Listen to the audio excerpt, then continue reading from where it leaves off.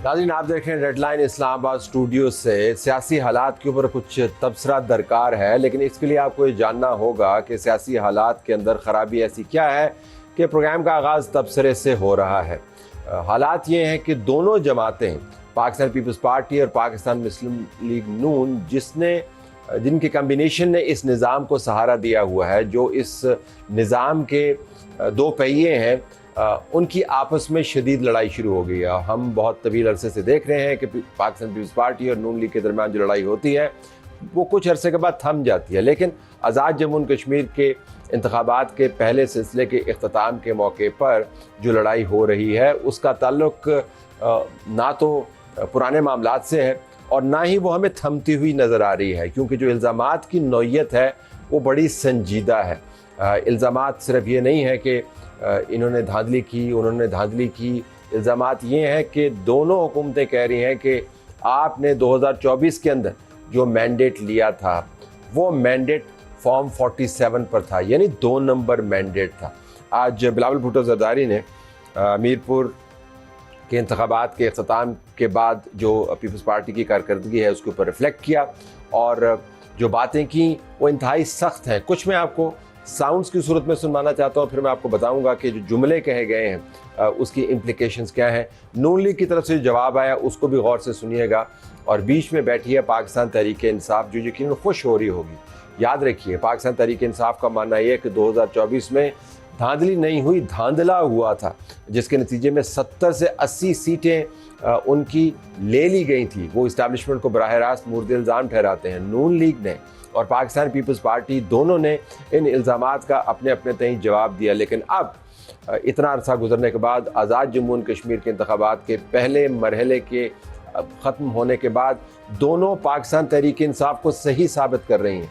पाकिस्तान तहरीक इंसाफ ये कहती थी कि पंजाब में डाका पड़ा है उनके वोट के ऊपर और उनका वोट बैंक बहुत ज़्यादा है, सीटें उनसे छीनी गई हैं।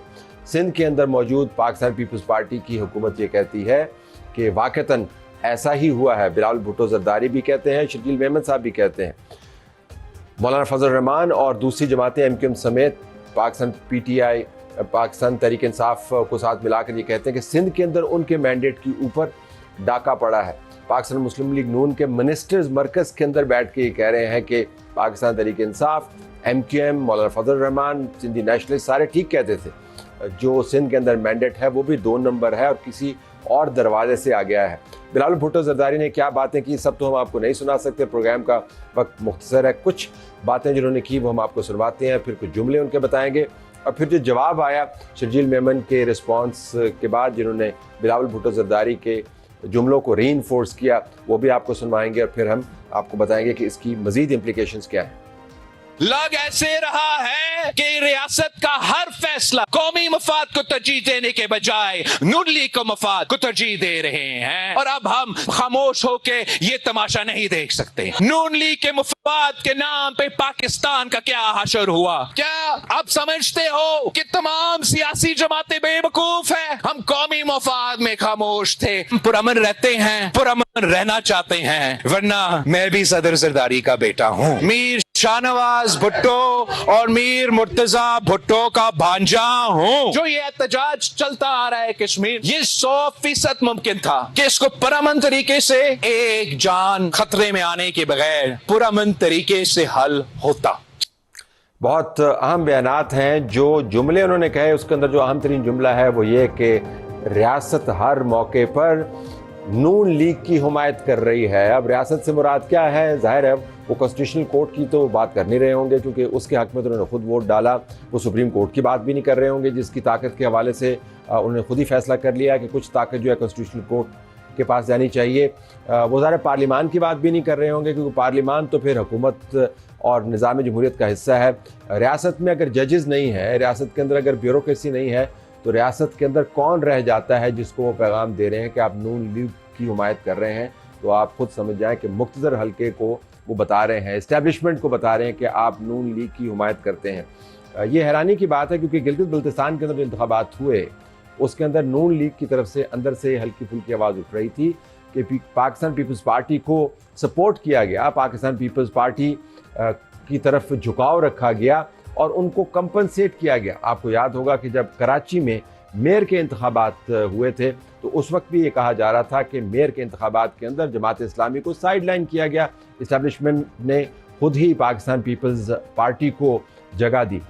MQM का भी ये मानना है कि बहुत सारी जगहों पर हैदराबाद और मीरपुर खास समेत उनकी सीटों को खींचकर पीपल्स पार्टी के खाते में डाला गया। तो वो तमाम मामलात अब बिलावल भुट्टो जरदारी पलटा कर नून लीग की तरफ ला रहे हैं और कहते हैं कि रियासत और इस्टेब्लिशमेंट बुनियादी तौर पर नून लीग के साथ मिली हुई है और उनके हक में फैसले कर रही है। और भी कुछ उन्होंने जुमले कहे, उन्होंने कहा कि मैं सीटों पर डाका डालने वालों को नहीं छोड़ूंगा, और ये भी कहा कि ये आज़ाद कश्मीर है। ये बड़ा अहम जुमला, ये आज़ाद कश्मीर है, हम कभी इसको मकबूजा कश्मीर नहीं बनने देंगे। आप इस स्टेटमेंट की इम्प्लीकेशन का अंदाज़ा करें कि हमने ये भी वक्त देखना था कि पाकिस्तान के अंदर मेन स्ट्रीम जमातें आज़ाद कश्मीर को सियासी मामलात की वजह से मकबूजा कश्मीर के साथ मिलाकर बयान करेंगी। इसके अलावा धमकियाँ भी हैं, एहतजाज के हवाले से भी उन्होंने बातें की, लेकिन जो बयानात हैं वो बहुत तुंद व तेज़ हैं। नून लीग की तरफ से कुछ जवाब भी आया, लेकिन साथ शर्जील मेमन साहब ने भी अपना हिस्सा डाला, जिसके जवाब में नून लीग के मिनिस्टर्स ने उनको रिस्पॉन्ड किया। वो भी सुनिएगा। वो भी सबको पता है कि जिस तरीके से इनको पूरे पंजाब और पूरे पाकिस्तान में बहुत बदतरीन शिकस्त नसीब हुई। फॉर्म 47 की पैदावार ये पार्टी जो है वो इस वक्त चाहते हैं कि हम कश्मीर में भी फॉर्म 47 की तरह जो है वो धांधली ज़दा हुकूमत में बैठे। हमें जो ये ताने देते हैं कभी फॉर्म 47 के, कभी किसी और दरवाजे के, हमने अगर ये बताना शुरू कर दिया कि सिंध में आप किन दरवाजों से दाखिल हुए हैं, सिंध में आप जो मल्टीपल गवर्नमेंट्स बना रहे हैं वो किन दरवाजों से गुजर के बना रहे हैं, तो आपके लिए मुश्किल खड़ी हो जाएगी। अवाम ने अगर आपको मुस्तरद कर दी है आज़ाद जम्मू कश्मीर में, तो इसमें हमारा कोई कसूर नहीं है। हमारा कोई कसूर नहीं है। सिंध में आप हुकूमत किन दरवाज़ों के ज़रिए आपने हासिल की, वो अगर हमने बता दिया तो आपके लिए मसले खड़े हो जाएंगे। पीपल्स पार्टी कह रही है कि आप 2 नंबर दरवाजे से आए हैं, नून लीग कह रही है नहीं जनाब आप 2 नंबर दरवाजे से आए हैं, और मामला जाता है 2024 के इंतखाबात के हवाले से। पाकिस्तान तहरीक इंसाफ को इससे फ़ायदा उठाना चाहिए, लेकिन पाकिस्तान तहरीक इंसाफ 5 अगस्त के रोज़ जलसा और एहतजाज करने के अंदर मसरूफ़ है, वरना इन दोनों जमातों ने मिलकर आज के रोज़ पाकिस्तान तहरीक इंसाफ का 2024 के इंतखाबात के हवाले से पब्लिकली जो स्टैंस था उसको पब्लिकली इंडोर्स कर दिया है।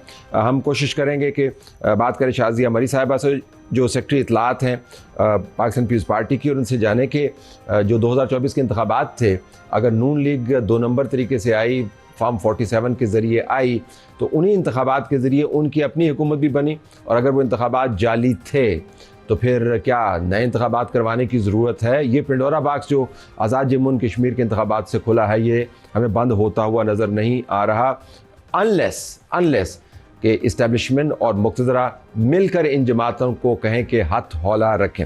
शाज़िया मरी साहब ने हमें ज्वाइन कर लिया। शाज़िया साहब अस्सलाम वालेकुम। वालेकुम अस्सलाम तलत साहब। बहुत शुक्रिया। ये फरमाइएगा कि अब आपकी जमात की तरफ से तो वाज़ेह अंदाज से स्टांस आ गया कि पंजाब के अंदर नून लीग का मैंडेट नहीं है, और उन्होंने वही हरकत आपके इल्ज़ामात के मुताबिक आज़ाद जम्मू एंड कश्मीर में की। तो आप वाक़तन क्या समझती हैं कि नून लीग ने फॉर्म 47 के ज़रिए पंजाब में हुकूमत बनाई और उनका मैंडेट जाली है? बहुत शुक्रिया तलत साहब। इस वक्त जो सूरत हाल है, जो AJK के इलेक्शंस के हवाले से आपने देखा कि पाकिस्तान पीपल्स पार्टी के चेयरमैन मुतवातर जो है अपनी तकारीर में, जलसों में, प्रेस कॉन्फ्रेंसेस में कश्मीरी अवाम की डिमांड्स की, उनके ख्वाहिशात की बात करते रहे, और उस बात पर वो जोर देते रहे कि कश्मीर के जो फैसले हैं वो कश्मीरी अवाम को करने का हक है, लिहाजा उनको ये हक मिलना चाहिए। देखिए, हमने अब तक बहुत सियासी मैच्योरिटी का मुजाहरा किया। आप जानते हैं बहुत सारी बातें हमने सुनी भी हैं, वाज़ेह भी हो गई हैं, साबित भी हो गई थी, लेकिन हमने फिर भी पॉलिटिकल मैच्योरिटी का इसलिए मुजाहरा किया क्योंकि मुल्क के हालात इस वक्त मुतहम्मल नहीं कि हम सड़कों पर निकलें, हम उस तरह की बातें करें जो दीगर लोग इंतशार फैलाने की सोच और जहन से कर रहे हैं। लेकिन अब क्योंकि आज़ाद जम्मू कश्मीर के इलेक्शंस में जो कि बड़े कंट्रोवर्शियल और कॉन्फ्रंटेशनल बना दिए गए हैं, तो यकीनन पीपल्स पार्टी की क़यादत को, पीपल्स पार्टी के वर्कर्स को वो बात करनी पड़ी जो कि हम अदरवाइज नहीं करना चाहते। If I could ask, जी, वो कैसे कंट्रोवर्शियल है कि आप जीत नहीं सके, इसी निज़ाम ने गिलगित बल्तिस्तान में इंतखाबात कराए, आपने मान लिए, आज़ाद कश्मीर में कैसे कंट्रोवर्शियल हो गए, क्या शवाहिद है आपके पास? देखिए ना, हम तो एक मेच्योर नैरेटिव को डेवलप करना चाह रहे हैं। हम समझते हैं कि सियासत के अंदर I would like to, of course, देखें गिलगित बल्तिस्तान में भी हमारी जो कैंपेन थी, हम उस पे बड़ा हमें इत्मीनान था और हम वही पॉलिटिकल प्रोसेस के जरिए वहां पर कैंपेन भी करते रहे। आपने देखा कि बिलावल भुट्टो जरदारी साहब, फर्स्ट लेडी आसिफा भुट्टो जरदारी साहिबा जो कि MNA भी हैं, उन्होंने भी वहां पर जाकर विजिट्स भी की और बार बार लोगों को वोट देने के लिए, एक तो वोट देने के लिए भी हमें आमादा करना होता है, बिकॉज हम चाहते हैं कि लोग इस प्रोसेस का हिस्सा बने। और गिलगित बल्तिस्तान में एक हिस्ट्री है पाकिस्तान पीपल्स पार्टी की, शहीद जुल्फिकार अली भुट्टो, शहीद मोहतरम बेनजीर भुट्टो और सदर आसिफ अली जरदारी के हवाले से जो इनिशिएटिव्स, अचीवमेंट्स और जो कुछ GB में हुआ है, वो भी एक तारीख का हिस्सा है। तो देखिए, हम किसी से जोर जबरदस्ती नहीं कर रहे तलत साहब, वी नॉट आस्किंग कि जी किसी फोर्स से आप वोट डालें, जबरदस्ती आप हमें वोट डालें। हम लोगों को सिर्फ, लेकिन जब आप ये कहती हैं शादी साहब, जब आप ये कहती हैं कि धांधली हुई है, तो आपके पास एविडेंस होगा ना, एविडेंस होगा ना आपके पास, एविडेंस क्या है? हक रोजगार। अब आप बात कर रहे हैं कि जी दोनों इलेक्शंस का अगर आप कंपेयर करके बात करें, देखें GB के अंदर भी तलत साहब, अगर आपने केयरफुली उसको मॉनिटर किया होगा तो हमारे इतराजात थे। जो सीटें हम देख रहे थे कि हम इतनी मेजॉरिटी से जीतेंगे, उसमें रोड़े अटकाए गए। आपको भी याद होगा कि पोलिंग डे पे, हालांकि पोलिंग डे पे बदमजगी होती है, बिल्कुल, ये कोई मैं नहीं कहूंगी कि जी स्मूथ होता है, अनफॉर्चुनेटली, जो कि नहीं होनी चाहिए। हमारे बड़ी संगीन एतराजात, मिसाल के तौर पे मैं एक मिसाल आपको देती हूँ कि सड़क के ऊपर कन्वीनियंटली लोकेटेड एक पोलिंग स्टेशन है, आप यकायक उसको पहाड़ के ऊपर खड़ा कर देते हैं, तो ये ज्यादतियां हुई, वहां भी रिजल्ट्स रोके गए। देखिए, ये एक पोलिंग स्टेशन है, मैं उसको जस्टिफाई नहीं कर रहा, मैं उसको जस्टिफाई नहीं, मैं कह रहा हूं कि आपने आजाद जम्मू कश्मीर के इंतखाबात के हवाले से एक बयानिया बनाया जिसकी बुनियाद है कि धांधली हुई है, लेकिन चूंकि हम अवाम को आपके जरिए ये बताना चाहते हैं, do you have evidence? Do you have evidence? जी बिल्कुल, एक एविडेंस का जिक्र और एक सिचुएशन का जिक्र बिलावल भुट्टो जरदारी साहब ने किया, और आज आपने सुना होगा उन्होंने कहा कि हमारे कैंडिडेट के हल्के के अंदर 30 पोलिंग स्टेशंस को पर कब्जा किया गया। ये सारी बातें हमारी पार्टी के सेक्रेटरी जनरल जनाब नईर हुसैन बुखारी साहब ने इलेक्शन कमीशन से भी डिस्कस की। वो खुद विजिट पे गए, उनसे बात की, इन पर्सन मुलाकात करके उन्होंने तमाम तर तफसीलात से आगाह किया। देखें, कहीं पर भी अगर इलेक्शन के अंदर रिगिंग हो, ना इंसाफी हो, तो ये तो हमारा हक बनता है कि हम आगाह करें इलेक्शन कमीशन को। इससे कबल जब वो ग्राउंड, जो इलेक्शन का ग्राउंड है, वहां इनजस्टिस नजर आ रहा था, वहां ट्रांसपेरेंसी लैक कर रही थी।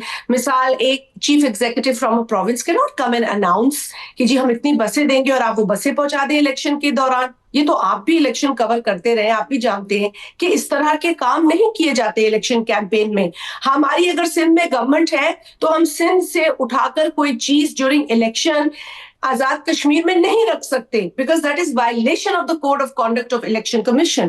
तो ये चीजें हमने पहले भी उन्हें बताई। फिर आपकी तरफ से, इफ यू अलाउ मी शादी साहब, इफ यू अलाउ मी, मुझे अगर इजाजत दें, आपकी तरफ से जो अब बयानिया है, बिलावल भुट्टो जरदारी साहब ने कहा, और आपने भी यकीन सुना होगा कि रियासत का हर फैसला नून लीग के मफाद को तरजीह दे रहा है। तो इशू नून लीग का नहीं है इस वक्त। जो आपने मुद्दा उठाया वो ये कि रियासत की तरफ से, अब रियासत कौन है? कॉन्स्टिट्यूशनल कोर्ट तो नहीं है, सुप्रीम कोर्ट तो नहीं है, सदर आपके अपने बैठे हुए हैं, गवर्नर आपके अपने बैठे हुए हैं, नून लीग भी रियासत नहीं है, मीडिया भी रियासत नहीं है, तो किसको कह रहे हैं ये आप? देखिए तलत साहब, at the federal level chief executive is not the president, is the prime minister of Pakistan. ठीक है, पॉलिटिकल अथॉरिटी हो, एडमिनिस्ट्रेटिव अथॉरिटी हो, वो गवर्नमेंट है। No, let me finish. देखिए, हाँ, एक वक्त था जब एक सदर था जिसके पास सारे इख्तियारात थे, ठीक है, उसके पास वो पार्लियामेंट को भी फिर भी काबिज थे, वो सारा कुछ उनके हाथ में था। लेकिन यही सदर आसिफ अली जरदारी हैं जिन्होंने सारे पावर्स शिफ्ट बैक किए to the prime minister of the chief executive और head of the government and the parliament of Pakistan. तो हमने इस दिन के लिए नहीं किए कि जी आप अपने रिसोर्सेज को, अपने इख्तियारात को सिर्फ और सिर्फ नताइज अपने हक में करने के लिए इस्तेमाल करें। हम फ्री, तो जब बिलावल भुट्टो जरदारी साहब ये फरमाते हैं कि रियासत का फैसला नून लीग के मफाद को तरजीह देता है, तो उनसे उनकी मुराद प्राइम मिनिस्टर है, उनकी मुराद प्राइम मिनिस्टर है। देखिए अब जो तरजीह देता है, प्राइम मिनिस्टर साहब भी शायद तरजीह ही दे रहे हो इस सारी सिचुएशन को, because he needs to otherwise not involve himself in elections being held anywhere, because ये इलेक्शन कमीशन के कवानीन, पाकिस्तान के कानून, आइन के तकाजों से बिल्कुल हटकर बात होती है जब आप इंटरफेयर करते हैं किसी भी इलेक्शन प्रोसेस के अंदर। अच्छा, ओरिजिनल सवाल मेरा ये था कि नून लीग 47 फॉर्म 47 की पैदावार है, ये आपकी पार्टी का स्टैंस है। तो पंजाब में फिर उन्होंने इलेक्शन नहीं जीता 2024 का, मरकज में भी नहीं जीता। Is that what your stance is? देखिए हमने ये बात पहले भी कही है कि किसी मौके पर ये बात हुई है, इलेक्शन के अंदर बिल्कुल ऐसे सीरियस एलिगेशंस PMLN पर लगे हैं, हमने उस पर एग्जैजरेट नहीं किया। हमने पंजाब के अंदर अपने साथ होने वाली ज्यादती को पीछे रखकर इस मुल्क की स्टेबिलिटी, इस मुल्क की मईशत, इस मुल्क की तरक्की के लिए समझौता किया। ठीक, मगर ये समझौता हम कहां तक करेंगे, कब तक करेंगे, at what cost? So I think that is why आज बिलावल साहब ने या हमारी पार्टी के किसी भी शख्स ने अगर अपनी राय का इजहार किया है तो इसी शिद्दत से और इसी वजह से किया है। और 2024 के इंतखाबात में जो आपका मैंडेट है वो भी फिर कच्चा पक्का ही होगा, क्योंकि अगर 2024 में बदली हुई है, तो कहती है कि ऑडिट करा सकते हैं। मेरा तो ये ख्याल है कि देखिए जो अगर ऑडिट होता है इलेक्शन रिजल्ट्स का तो हो जाए, लेकिन इसमें तो कोई दो राय नहीं है कि पंजाब के अंदर पाकिस्तान पीपल्स पार्टी के कैंडिडेट्स के साथ होने वाली ज्यादतियां वो ज्यादतियां नहीं थी, वो ऑन रिकॉर्ड है। बहुत कुछ हुआ है उन इलेक्शंस के अंदर, but then I would again I'd be at the cost of repeating myself, जो मुझे नहीं पसंद कि मैं करूं, लेकिन मैं फिर भी कहूंगी कि देखें इलेक्शन के नताइज से हम खुश नहीं थे।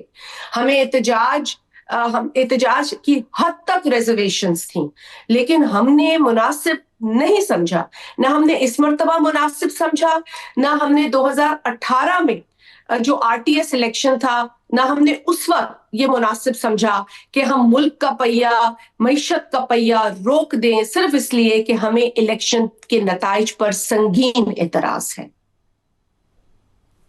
बिल्कुल, आखिर में दो सवाल हैं छोटे छोटे। तो अगर नून लीग का मैंडेट कच्चा पक्का है और आपने समझौता किया, तो 2024 में इंतखाबात कौन जीता पंजाब और मरकज में? देखें ये तो फिर जो लोग दुहाइयां दे रहे हैं, जो लोग प्रोटेस्ट कर रहे हैं, तो फिर शायद उनकी बात भी सुननी चाहिए। लेकिन अगेन मैं कहूंगी कि जिसको ये एतराज है वो लीगल रास्ता इख्तियार कर सकता है। अनफॉर्चुनेटली हमारे लिए मसला ये बन जाता है, जो कि हमारे कारकुनान भी हमें बार बार पूछते हैं, कि जब हमें आप पॉलिटिकल स्पेस भी नहीं लेके दे सकते, जब पंजाब के अंदर हमारे लोगों को वो इज्जत भी नहीं मिलती, और हमारे जनूबी पंजाब के खास तौर पर जो नुमाइंदे हैं वो बार बार ये शिकवा करते नजर आते हैं कि जनूबी पंजाब को ना वो अहमियत मिलती है, ना वो फंड एलोकेशन मिलती है, ना वो तरक्की मिलती है, तो क्यों हम इस तरह की अलायंस में बैठे हैं? तो ये सवाल हमसे बार बार उठते हैं, हमसे किए जाते हैं, और यकीन मानिए बड़ा मुश्किल हो जाता है उन लोगों को जवाब देना।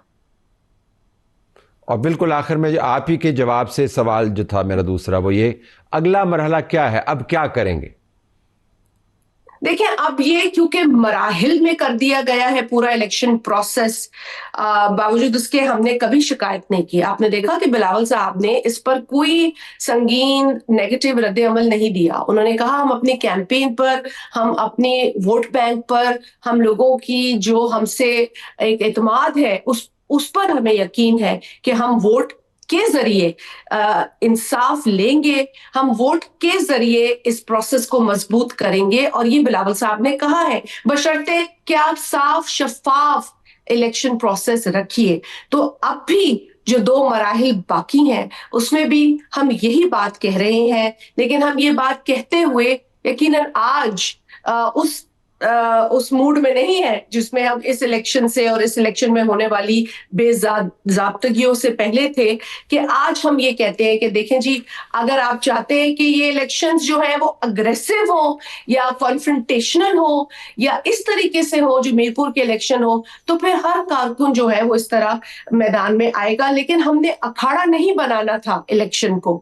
इलेक्शन इज नॉट मूड का आपने जिक्र किया, मूड तो यकीनन बहुत खट्टा हो गया और मामला भी कड़वा हो गया, लेकिन पाकिस्तान तहरीक इंसाफ आपको शुक्रिया अदा यकीनन खुश होगी, क्योंकि ये बयानिए दोनों कि पीपल्स पार्टी का मैंडेट भी फारिग है और नून लीग का मैंडेट भी फारिग है, उनके बयानिए को सपोर्ट करता है। तो पाकिस्तान तहरीक इंसाफ क्या सोच रही है, ब्रेक के बाद।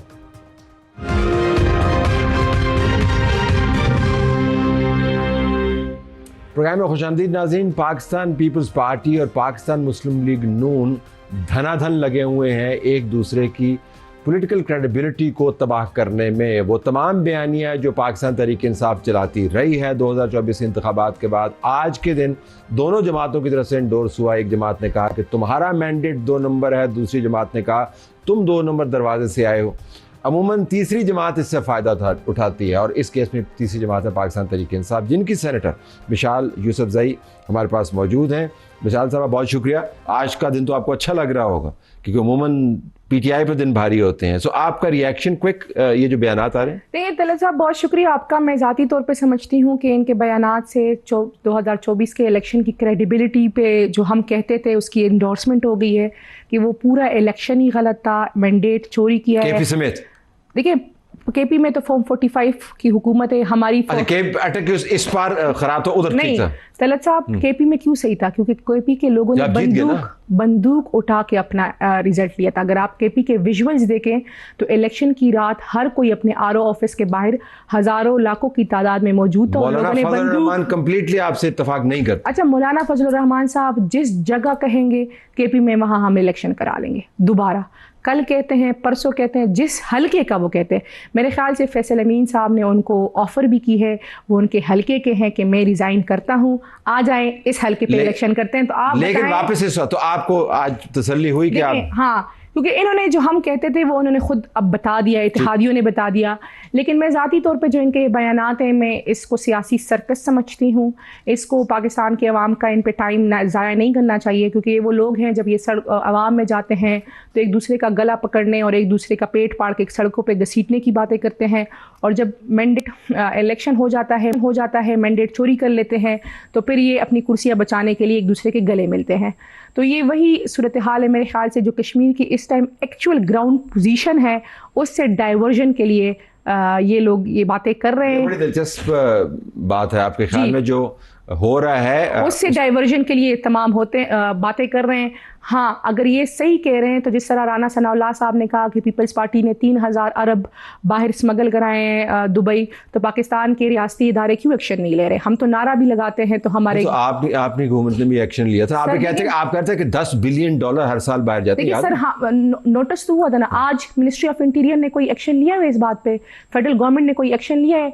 या जिस तरह बिलावल साहब के बयानात आए PMLN के लिए, उन्होंने बता दिया है कि जी क्या किस आप कहते हैं। आज आप तसल्ली में हैं, लेकिन आप फायदा नहीं उठा सकती क्योंकि आपकी पार्टी, आपने 5 अगस्त को से क्या करना है? मैं ज़ाती तौर पर समझती हूँ कि हमारी पार्टी तितर बितर नहीं है। इख्तलाफात होते रहते हैं। जब घर का बड़ा नहीं होता तो घर के अंदर भी लड़ाई हो, जब आप भी घर में मौजूद ना हो तो आपके घर के अंदर ऊंच नीच हो जाती है। हाँ, ये हम वो बातें करते हैं सर जो आवाम की बातें, और आज ये पार्टियाँ खुद ये बातें कर रही है, एंडोर्समेंट कर रही है। हमारी 2024 के बाद भी हम समझते थे कि केपी समेत हमें फ्रेश इलेक्शन में जाना चाहिए। हम आज भी ये समझते हैं कि केपी समेत हमें फ्रेश इलेक्शन में जाना चाहिए। ठीक है, तो अब 5 अगस्त को फ्रेश इलेक्शन की डिमांड तो नहीं है ना आपके? कोई बड़ा हंगामा खेज किस्म का आप काम करने वाले हैं? देखिए, जो 5 अगस्त है उसके लिए ऑब्वियसली एक जलसा है। जो खान साहब की गिरफ्तारी के 3 साल मुकम्मल हो गए हैं हमारे लिए, तो इस टाइम अवलीन हमारा खान साहब की रिहाई है।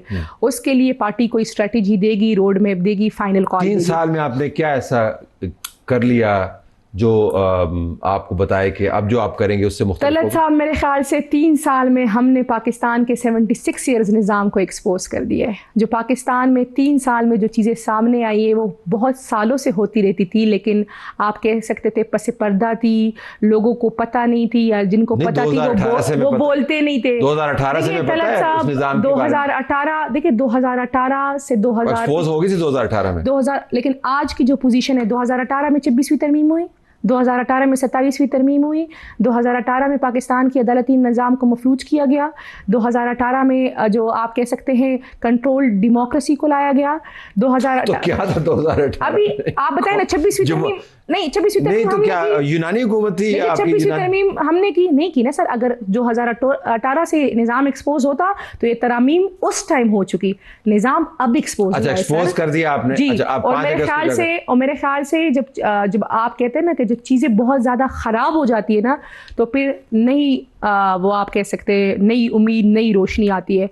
जब घर भी बहुत ज़्यादा ख़राब हो जाता है सर, तो फिर मौसम रिकंस्ट्रक्ट तब्दील होता है उसके फिर बाद। रिकंस्ट्रक्ट तो होता है। जरा लेकिन मौसम तब्दील करवाना है उस हुकूमत ने जिसके बारे में आपने खुद ट्वीट किया है कि इमरान खान की हुकूमत नहीं रही केपी के अंदर। देखिए, मेरे ख्याल से जो मैंने ट्वीट किया है, आपने उसका बैकग्राउंड नहीं देखा हुआ, क्योंकि मैंने जिन लोगों की बात की थी कि इन लोगों को खान साहब की इंडोर्समेंट पे लाया गया था, तो खान साहब की इंडोर्समेंट के बगैर इनको नहीं हटाना चाहिए था।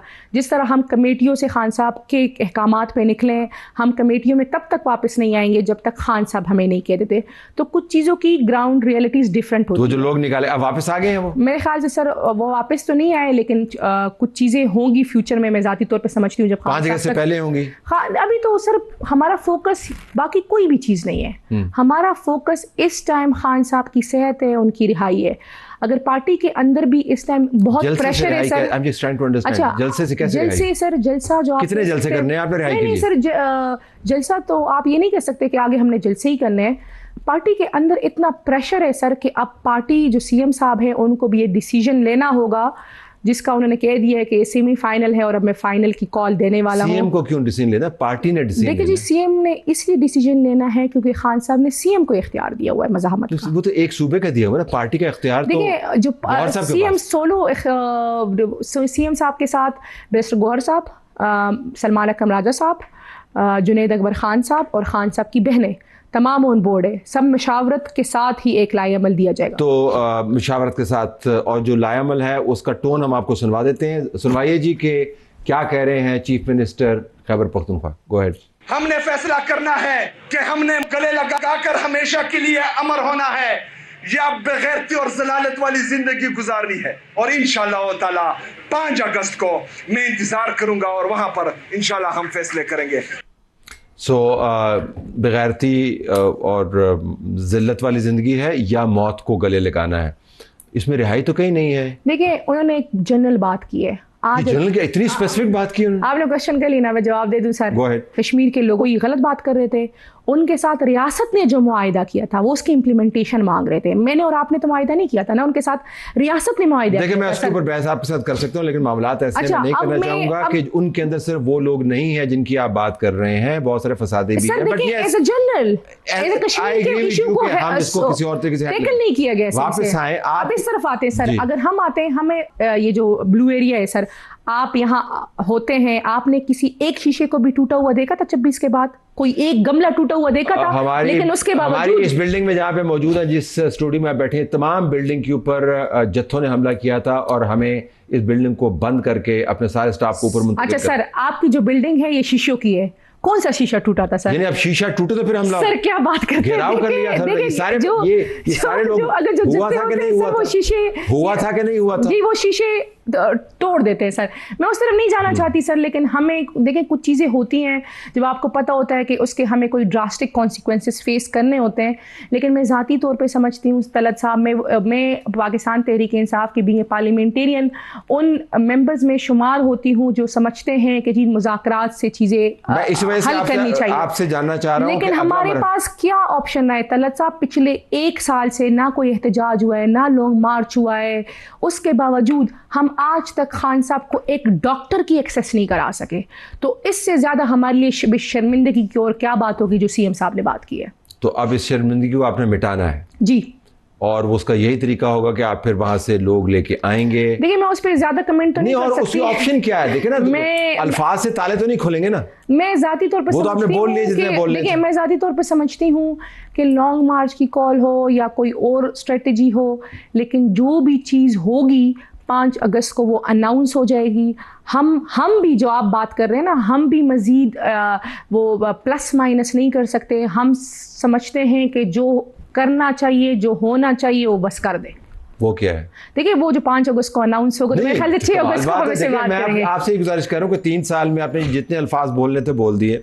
तलत साहब, एहतजाज के हवाले से आपने खतरात का जिक्र कर दिया। 3 साल में हम 4 अक्टूबर को भी आए, 3 साल में हम 26 नवंबर को भी आए, 3 साल में हम लाहौर भी गए, 3 साल में हम संजानी भी आए, 3 साल में हम लियाकत बाग आए, हम पे पट्टी पहाड़ी तक कुछ नहीं हुआ ना। कितनी मर्तबा हम आए सर। नहीं तो ये तो फिर नहीं होगा ना, ये तो आजमूदा रास्ता है। देखिए सर, हम पुरअमन लोग हैं, हम कोई जत्ता तो नहीं है सर, हम एक सियासी पार्टी अल्फाज से है। ताले खुल नहीं सकते, एहतजाज जो है पुरजोर किस्म का, उससे नतीजा निकला नहीं है, तो फिर क्या करना चाहते हैं? देखिए सर, हम जो भी करना चाहते हैं 5 को अनाउंस हो जाएगा, हम 6 को इस पर डिबेट करेंगे इंशाल्लाह। 6 को इसके ऊपर जी, डिबेट जी, करेंगे। 6 तो को इंशाल्लाह हम इस पर आपा लीड करेंगे या आप लीड करेंगे? देखिए मेरे ख्याल से सुहेल अफरीदी साहब लीड करेंगे, और जो कंटेनर होगा उसमें मैं भी होंगी, खान साहब की बहनें भी होंगी। मैं तो हमेशा से ये कहती हूँ कि चाहे 26 नवंबर था तो भी मैं कंटेनर पे थी, आज खान साहब की बहनें उनके लिए जद्दोजहद करेंगी, मैं उनके पीछे खड़ी होंगी। तो कंटेनर तो अपनी जगह तो नहीं रोकेगा ना, फिर चलेगा ना। तो फिर आपने बता दिया ना आप क्या करने वाले हैं। सर जो भी करेंगे, मैं आपको सिर्फ ये कहना चाहती हूँ, जो फाइनल तहरीक होगी, जो भी होंगे, आपको हम वहाँ नजर आएंगे। नजर आएंगे, चलें ठीक है। तो और फिर 5 को और 6 को जो होगा, उसके बाद अगले हफ्तों के अंदर पाकिस्तान वैसा नहीं रहेगा जैसे पहले था, ये आप फरमा रही? देखिए मैं ज़ाती तौर पे समझती हूँ कि पाकिस्तान तो वाकई में वैसा नहीं रहा है जैसे पाकिस्तान था। अगर वो पाकिस्तान होता तो आज कश्मीर में ये ना होता। जब पावर से निकल जाते तो अमूमन हालात तब्दील सर, हम पावर से निकल गए तो कश्मीर तो पावर से नहीं निकला ना। कश्मीर कल भी शेरक था, आज भी शेरक है। Fair enough. देखते हैं कि आप 5 अगस्त को क्या फैसला करते हैं और 6 अगस्त को हम क्या बहस कर रहे होंगे, अगर हमारा प्रोग्राम उस दिन हो रहा हुआ तो। इजाज़त चाहते हैं, अल्लाह हाफिज़।